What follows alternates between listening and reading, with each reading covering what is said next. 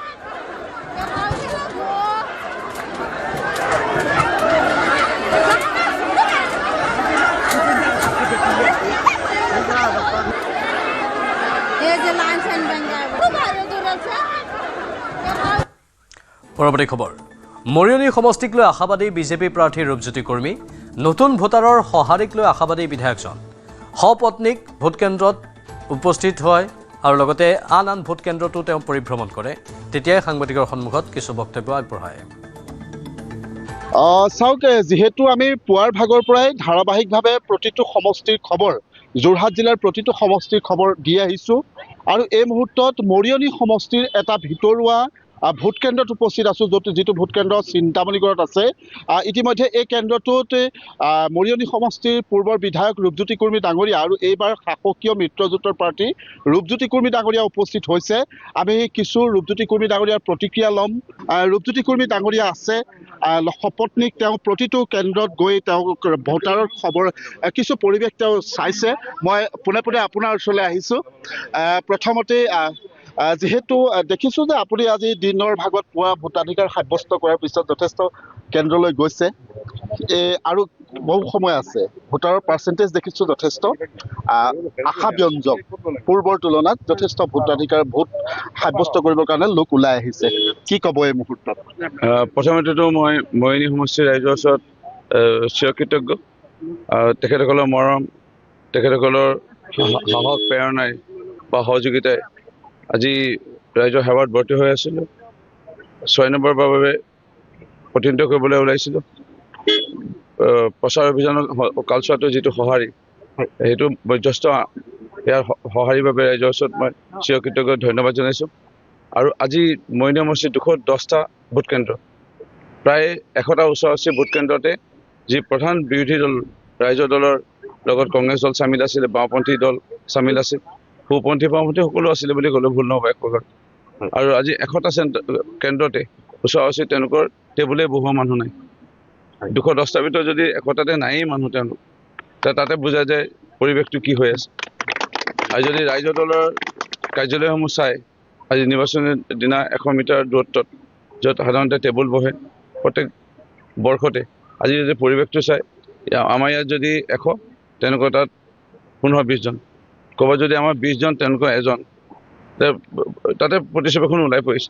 ই অন্য একো নাই, ই এটা অটুট বিশ্বাস দেশৰ প্ৰধানমন্ত্ৰী মোদী ডাঙৰীয়াৰ ওপৰত আৰু মাননীয় মুখ্যমন্ত্ৰী ডক্টৰ হিমন্ত বিশ্ব শৰ্মা ডাঙৰীয়াৰ প্ৰতি ৰাইজৰ অটুট বিশ্বাস। আৰু লগতে প্ৰাৰ্থী হিচাপে মই যিমান দিন বিধায়ক হিচাপে ৰাইজৰ সেৱা কৰি আছিলোঁ, সেই মৰ্মে প্ৰাৰ্থী হিচাপে আমাৰ ওপৰতো অটুট বিশ্বাস ৰাইজে প্ৰদৰ্শন কৰিলে। আৰু এয়া ৰাজ্যৰ বিভিন্ন প্ৰান্তৰ পৰা পোনপটীয়া সম্প্ৰচাৰ আগবঢ়াই আছোঁ। আমাৰ সাংবাদিকে কেইবাটাও ভোটকেন্দ্ৰত পৰিভ্ৰমণ কৰি তথ্যবোৰ আহৰণ কৰি আছে। বৰ্তমান আমাৰ সাংবাদিক লাইভত আছে, তুষাৰ আছে লাইভত। বিশ্বনাথৰ পৰা পোনপটীয়া সম্প্ৰচাৰ আগবঢ়াম তুষাৰ জৰিয়তে। তুষাৰ, কোনটো ভোটকেন্দ্ৰত আপুনি উপস্থিত আছে বিশ্বনাথৰ? তাত কেনেকুৱা পৰিৱেশ আপুনি দিনটো দেখা পালে?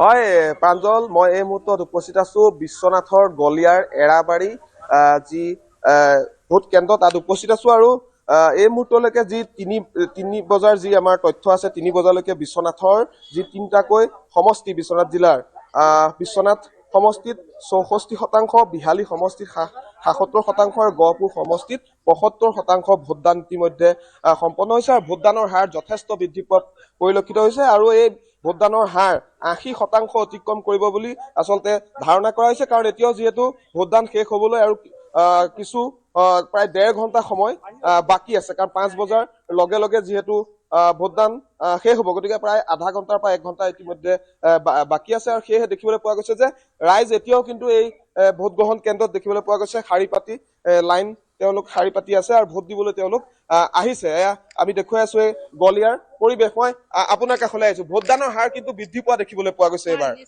নিশ্চয় এইবাৰ ভোটদানৰ হাৰ বৃদ্ধি হৈছে, সকলো সজাগ হৈছে জানো, পৰিৱৰ্তন সকলোকে লাগে। আমাৰ এতিয়া যেনেকে উন্নতি হৈ আছে ঠিক তেনেদৰে মানুহবিলাকেও ভোটত আগ্ৰহ বাঢ়ি গৈ আছে। গতিকে ইয়াত ভালদৰে ভোটদান হৈছে, প্ৰায় 80% ভোটদান হৈ গ'ল এতিয়ালৈকে 3টা কেন্দ্ৰত ইয়াত। গতিকে মই ভাবো ভাল ফল হ'ব, এইবাৰ ভাল ফলাফল ওলাব। ধন্যবাদ জনাইছো। আৰু প্ৰাঞ্জল, ক'ব লাগিব যে চাহ বাগিচা অঞ্চলসমূহতো আমি যেতিয়া গৈছিলো দেখা পোৱা গৈছিল যে দীঘলীয়া এক শাৰী আৰু সকলো ওলাই আহিছে ভোটদান কৰিবৰ কাৰণে। আৰু এই মুহূৰ্ততো ইয়াৰ দৃশ্য আমি দেখুৱাই আছো, এনেধৰণে সকলো ভোটদান কৰিবলৈ আহিছে। আৰু দীঘলীয়া প্ৰতিটো ভোটগ্ৰহণ কেন্দ্ৰতে দেখিবলৈ পোৱা গৈছে যে দীঘলীয়া এক শাৰী। আৰু কথা পাতিম আপোনাৰ লগত, এইবাৰ দেখিবলৈ পোৱা গৈছে যে ভোটদানৰ হাৰ বৃদ্ধি পাইছে, সকলো ওলাই আহিছে, কি জনাব? হয়, নিশ্চয়কৈ এবাৰ ভোটদানৰ হাৰ বৃদ্ধি হৈছে। কাৰণ জেনজিৰ জামানা সকলোৱে জানে, এতিয়া চব কনচিয়াছ য়ংষ্টাৰসকল কনচিয়াছ হৈছে। আৰু মোৰ ভোট মোৰ অধিকাৰ এই শ্লোগানেৰে সকলো আগবাঢ়ি আহিছে নিজৰ যোগ্য প্ৰতিনিধি নিৰ্বাচনৰ নিমিত্তে। হয় দিয়ক। হয়, ধন্যবাদ জনাইছো। আৰু এনেকুৱা ধৰণে দেখিবলৈ পোৱা গৈছে আহিছে ৰাইজ আৰু ভোটদান কৰিবলৈ সকলো ওলাই আহিছে। আৰু মই ইতিমধ্যে উল্লেখ কৰিছো যে ভোটদানৰ হাৰ এইবাৰ বৃদ্ধি পাইছে। মই আপোনাৰ কাষলৈকে আহিছো, ভোটদানৰ হাৰ বৃদ্ধি পাইছে, প্ৰতিটো ভোটগ্ৰহণ কেন্দ্ৰতে দেখিবলৈ পোৱা গৈছে এতিয়াও দীঘলীয়া শাৰী, সকলো কিন্তু ওলাই আহিছে। ৰাতিপুৱা 7 বজাৰ পৰা বৰষুণ যেনেকুৱা হৈছিলে, তথাপিও ইয়াত যিটো লাইন আছিলে, যিটো ভোট হৈছে ইয়াত শান্তিপূৰ্ণভাৱে হৈছে। এতিয়ালৈকে এই ভোটটো কণ্টিনিউ চলি আছে, এতিয়াও শাৰী পাতি ৰৈ আছে ইয়াত। ভোটদানটো ইয়াত বহুত সন্তুষ্ট হৈছে। যোৱা 5 বছৰতকৈ এই বছৰ বহুত ভাল হৈছে বুলি আমি ভাবোঁ ভোটটো। ধন্যবাদ জনাইছো। আৰু এনেধৰণে এতিয়া দেখিবলৈ পোৱা গৈছে সকলো ওলাই আহিছে প্ৰাঞ্জল। আৰু কেৱল এই অঞ্চলটোৱেই নহয়, বিশ্বনাথৰ প্ৰায় সংখ্যক ভোটগ্ৰহণ কেন্দ্ৰতে এতিয়া দেখিবলৈ পোৱা গৈছে দীঘলীয়া শাৰী। আৰু ভোটগ্ৰহণ সমাপ্ত হ'বলৈ কিছু সময় বাকী আছে, কিন্তু তাৰ পূৰ্বে দেখিবলৈ পোৱা গৈছে দীঘলীয়া শাৰী। আৰু ইতিমধ্যে এই যি ভোটদানৰ হাৰ, সেয়া প্ৰায় 80% বা 85%ৰ ওপৰত হ'ব বুলি ইয়াত ধাৰণা কৰা হৈছে। ধন্যবাদ জনাইছোঁ আপোনাক। আৰু সকলোৱে ভোটাধিকাৰ সাব্যস্ত কৰিছে, সেইটো বৰ ভাল কথা। আমাৰ দেশৰ বাবেই ভাল, ৰাজ্যৰ বাবেই ভাল। আৰু আমাৰ ভোট আমাৰ অধিকাৰ সকলোৱে সাব্যস্ত কৰিব লাগে, সেইটোৱেই মূল মন্ত্ৰ। আৰু সেই কথা নিৰ্বাচন আয়োগে পূৰ্বৰে পৰা কৈ আহিছিল। আমি নিউজ 18 অসম নৰ্থ ইষ্টেও এটা বিশেষ উদ্যোগ গ্ৰহণ কৰিছিলোঁ, যাতে সকলোৱে ভোটাধিকাৰ সাব্যস্ত কৰে। সজাগ হৈছে জনসাধাৰণ আৰু তেওঁলোকে নিজৰ অধিকাৰ সাব্যস্ত কৰি আছে। ৰাজ্যৰ বিভিন্ন প্ৰান্তৰ পৰা এনেধৰণে আমি পোনপটীয়া সম্প্ৰচাৰ আগবঢ়াই থাকিম।